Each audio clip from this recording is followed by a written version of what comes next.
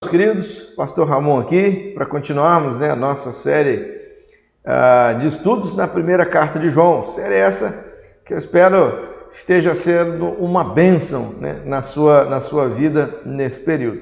Lembrando que aqui na Igreja Presbiteriana de Baixo Guandu, o nosso costume, as nossas pregações, os nossos encontros são realizados desta forma. Nós estudamos livros inteiros, com o intuito de que o Espírito Santo fale conosco e que nós sejamos cada vez mais habilitados no manuseio e no entendimento da palavra de Deus. Agora, hoje nós vamos do verso 22 até o verso 24 do capítulo 3 da primeira carta de João. 1 João 3, 22 a 24, que diz assim: E aquilo que pedimos dele recebemos, porque guardamos os seus mandamentos e fazemos diante dele o que lhe é agradável.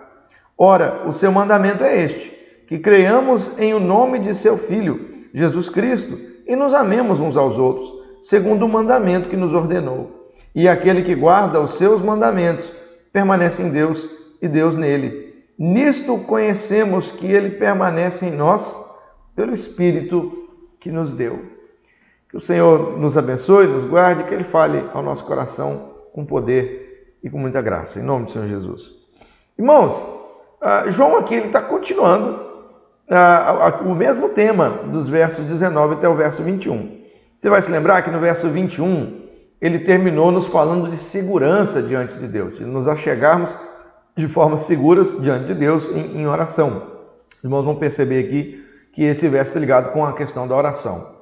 Mas o ponto é que esses versículos do 22 até o 24, eles vão servir aqui de uma transição para o teste doutrinário. João vai começar o teste doutrinário, capítulo 4, no verso 1. E aqui ele vai falar sobre guarda de mandamentos, mas ele vai misturar todos os três testes. Ele vai, no fim aqui, ele dá uma resumida e apresenta para nós tanto o teste moral, quanto o teste doutrinário e o teste do amor aos irmãos. João acabou de falar conosco que o coração tranquilo, ele nos dá ousadia diante de Deus, em referência a uma oração. O coração daquele que segue os mandamentos de Deus tem tranquilidade para se chegar em oração diante de Deus. E agora ele vai explicar uma outra coisa interessante, que é a relação entre resposta de oração e guarda de mandamentos. Olha que interessante. O objetivo, lógico, é testar os falsos mestres, mostrar aos irmãos que eles não são tão poderosos assim, porque Deus responde às orações daqueles que guardam os seus mandamentos. Se os falsos mestres não fazem isso, consequentemente, suas orações não serão ouvidas por Deus. Então, tenha isso em mente: resposta de oração e guarda de mandamentos. Para algumas notas nesses versos, olha que interessante. Como é que ele começa introduzindo esse assunto de oração? Ele falou então, verso 21, podemos nos achegar confiantemente diante de Deus. E aí o verso 2 ele diz assim: e aquilo que pedimos, dele recebemos. O que é pedir algo a Deus? Como é que nós fazemos isso? É em oração. João ele vai tratar sobre oração 2 vezes nessa carta. E nessas 2 vezes ele vai mostrar condições para que Deus nos responda. Aqui ele vai falar sobre essa questão da obediência, e depois no capítulo 5, versos 14 e 15, ele vai falar que a resposta da oração está atrelado a orar conforme Deus, conforme a vontade de Deus, conforme Deus deseja que as coisas sejam. Então, parece que João está sendo muito amplo aqui quando ele fala de obediência, mas quando ele fala que Deus responde às orações dos que obedecem, dos que guardam os mandamentos, ele sabe que estas pessoas que obedecem os mandamentos vão pedir de forma correta, porque os mandamentos são a vontade de Deus. Se eu sigo eles, eu não vou pedir nada que seja contrário à vontade de Deus. O próprio Jesus Cristo, ele ensinou que Deus responde aos seus, aqueles que andam com ele, lá em Mateus 7, nos versos 7 e 8. Jesus Cristo também falou que ele responde aos que creem, Marcos 11, 24. Ele falou que responde àqueles que pedem em nome de Jesus Cristo. que é João 14, 13. Ele falou que Deus responde aos que permanecem nele, João 15, 7. E também aos que perdem de acordo com a vontade de Deus, vai estar aqui, né, na primeira carta de João, verso 5 e 14, quando chegar lá nós vamos falar disso. Mas aí, o verso 22 continua mostrando o motivo dessa resposta. Por que Deus responde, então, quando nós pedimos? Olha como é que interessante. Porque guardamos os seus mandamentos e fazemos diante dele o que lhe é agradável. Por que Deus se agrada em responder às orações dos seus? Porque guardar os mandamentos e agradar a Deus são a mesma coisa. Quem guarda os mandamentos agrada a Deus. Deus demonstra o seu contentamento de que forma? Respondendo às orações. Olha que interessante. Quem vive vida santa, guardando os mandamentos de Deus, agrada a Deus. E Deus responde atendendo às orações daqueles que pedem. Olha que interessante. João, ele já falou que guardar os mandamentos revela que a pessoa conhece a Deus e agora mostra que isso também está relacionado à resposta de Deus, ou seja, ao quanto Deus também se agrada dessa pessoa, né? A pessoa conhece a Deus e Deus também a conhece e se agrada de responder às suas orações. Isso é o ensino geral da Escritura, meus irmãos. Vale lembrar, é lógico, que a eficácia da oração está em Cristo. O poder está em Cristo. Obediência é a condição e não a causa da resposta. A causa da resposta é Cristo, é o Senhor Jesus, é a obra dele. Nunca podemos perder Jesus Cristo de mente. Então, crer em Jesus e guardar os mandamentos são dois lados de uma mesma moeda, né? Conhecimento teórico e vida prática. E João vai mostrar isso para nós. Olha como é que no verso 23 ele vai parar de falar de mandamentos no plural e vai passar a falar de mandamento. E aí ele vai mostrar dois lados desse mesmo mandamento, que é crer em Jesus, algo que ele vai explicar melhor no capítulo 4, verso 1 e 6, e amar aos irmãos, que ele também vai explicar um pouquinho melhor do capítulo 4, no verso 7 até 12. Por enquanto, olha como é que esse mandamento tem dois lados, que é crer em Jesus e seguir os mandamentos, né? Amar o próximo. Olha só a primeira parte, crer em Jesus, verso 23. Ora, o seu mandamento é este, que creiamos em o nome de seu Filho, Jesus Cristo. Isso aqui, meus irmãos, é a parte central do Evangelho. O próprio Jesus Cristo, lá em João 6, 29, fala que a obra de Deus é esta, né? Que creiais em Jesus Cristo, naquele que por ele foi enviado.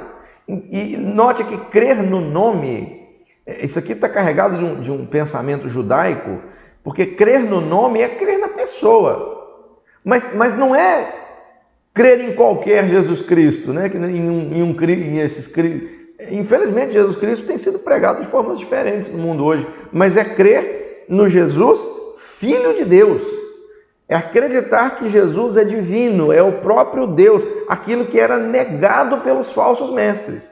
Então, quando você crê nesse Jesus, é esse Jesus que João está chamando a nós crermos, o Jesus do Evangelho, o Jesus da Bíblia, não o revolucionário maluco de alguns comunistas, mas o Jesus do Evangelho, aquele que é o Filho de Deus e que veio para fazer a obra, que veio para perdoar os nossos pecados, veio para que creiamos nele e na sua obra. Portanto, a questão aqui não é somente crer em Jesus, mas é crer naquilo que Deus diz acerca de Jesus.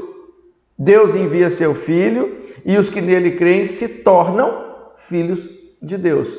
Os que não creem já são condenados. É isso que Deus diz. Crer nesse Jesus Cristo, Filho de Deus, vida eterna. Não crer, condenação eterna. Então, esse é um lado do mandamento. Crer em Jesus. O outro lado é amar os outros. Olha só, continua o verso 23.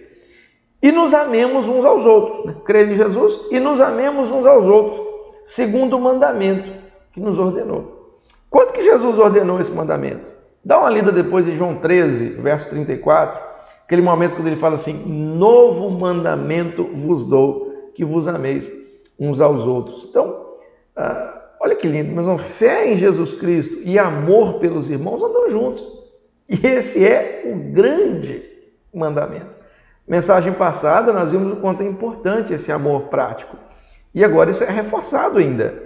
E olha, João ainda mostra que isso traz benefícios. Olha como é que o verso 24 começa.